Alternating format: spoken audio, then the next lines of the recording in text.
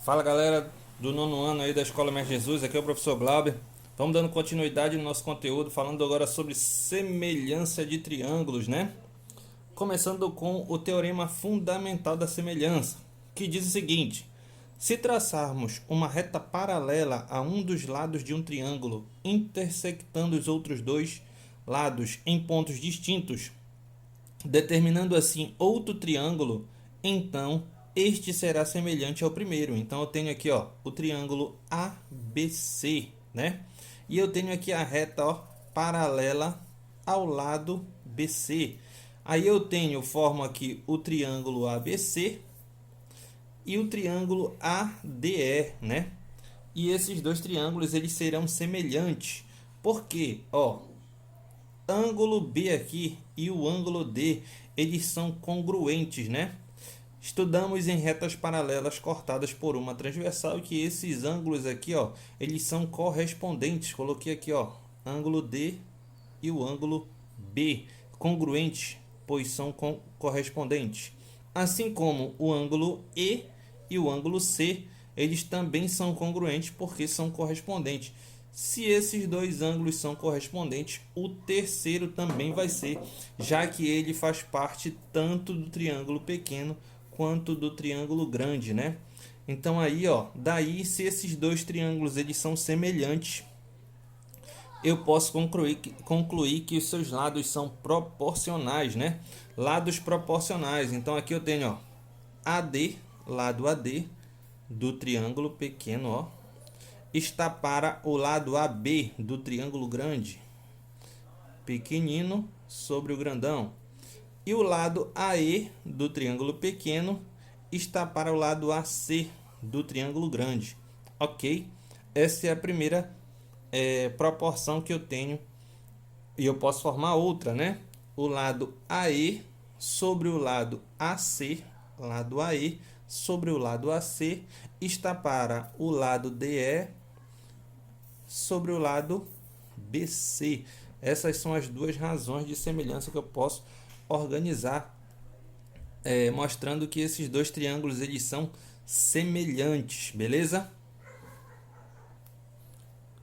Partindo do princípio do teorema fundamental da semelhança, eu posso concluir três casos de semelhança, tá? Caso número 1, quando eu tenho dois ângulos congruentes. Aqui eu tenho o triângulo ABC, né? ABC, e eu tenho o triângulo EDB ou EDF, né? Aqui, ó, o vértice B e o vértice F, vértice B do triângulo maior e vértice F do triângulo menorzinho, tá?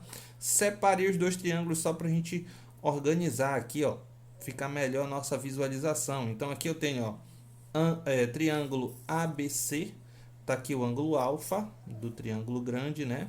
Tá aqui o ângulo B do triângulo, que eu até pintei de verde para ficar mais fácil.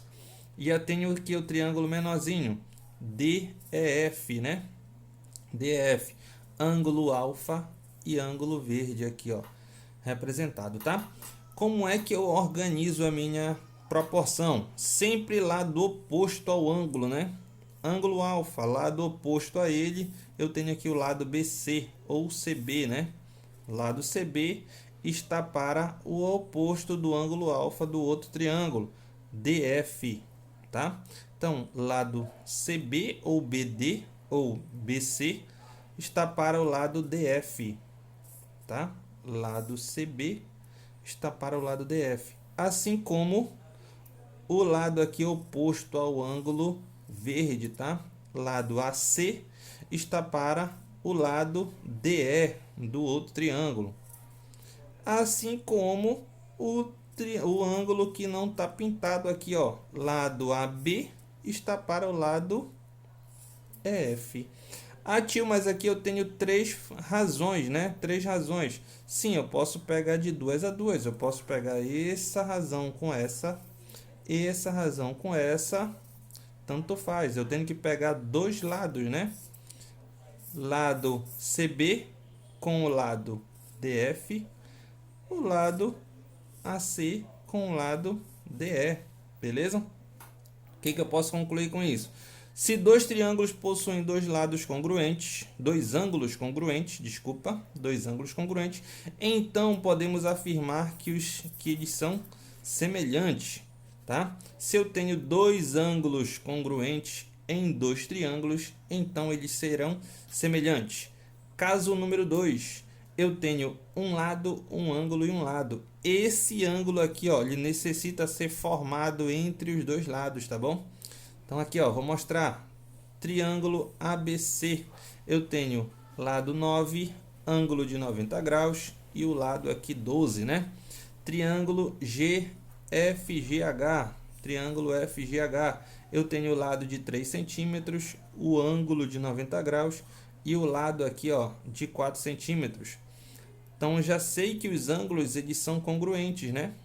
Ângulo A congruente ao ângulo G, que é igual a 90 graus, são iguais, mesma medida. Então aqui, ó, razão entre os lados. Lado 9 está para o lado 3, lado 12 está para o lado 4.